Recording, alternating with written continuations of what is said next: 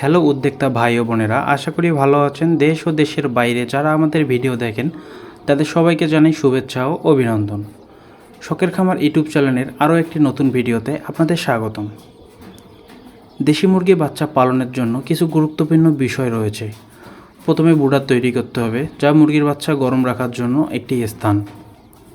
বুডারটি এমনভাবে তৈরি করতে হবে যেন পর্যাপ্ত আলো বাতাস প্রবেশ করতে পারে এবং তাপমাত্রা সবসময় সঠিক থাকে। বুডারটি শুকনো ও পরিষ্কার রাখার ব্যবস্থা করতে হবে এবং নিয়মিত পরিষ্কার রাখার ব্যবস্থা করতে হবে।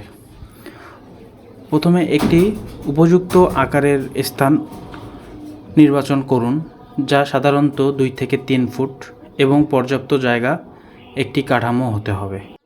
জায়গাটি এমনভাবে তৈরি করতে হবে আলো বাতাস চলাচল করতে পারে কিন্তু তাপমাত্রা সহজে বাইরে না যায়। মেঝেতে খড় বা কাঠের গুঁড়ো বিছিয়ে দিন এবং নিয়মিত পরিষ্কার করুন।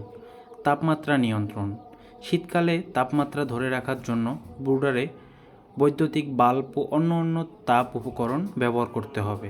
তাপমাত্রা সবসময় 180 ডিগ্রি ফারেনহাইট প্রায় 60 ডিগ্রি সেলসিয়াসের নিচে রাখতে হবে। খাবার ও পানি: মুরগির বাচ্চার জন্য ছোট আকারে খাবার সরবরাহ করুন যা সহজে খেতে পারে। সবসময় পরিষ্কার পানি সরবরাহ করুন এবং পানির পাত্র নিয়মিত পরিষ্কার করুন। খাবারে ভিটামিন ও মিনারেল যোগ করুন যা তাদের রোগ প্রতিরোধ ক্ষমতা বাড়াতে সাহায্য করে। পরিচর্যা: প্রতিদিন ব্রুডারটি পরিষ্কার করুন এবং শুকনো রাখুন। মুরগির মলমূত্র পরিষ্কার করুন ও প্রয়োজনীয় ব্যবস্থা নিন। অসুস্থ মুরগিকে আলাদা করুন এবং প্রয়োজনে পশু চিকিৎসকের পরামর্শ নিন। ভ্যাকসিনেশন: রোগের হাত থেকে বাঁচার জন্য মুরগিকে রানীক্ষেতের ভ্যাকসিন দিন। খাবার ব্যবস্থাপনা: মুরগির বাচ্চাদের জন্য সঠিক খাবার সরবরাহ করুন। বাজারে বিভিন্ন ধরনের স্টার্টার ফিড পাওয়া যায় যা তাদের জন্য উপযুক্ত।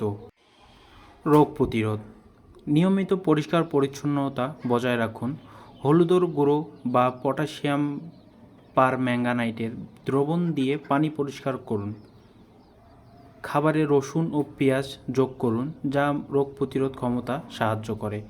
দেশি মুরগির বাচ্চা পালনে উপরোক্ত বিষয়গুলো অনুসরণ করলে সুস্থ সরল বাচ্চা পাওয়া সম্ভব।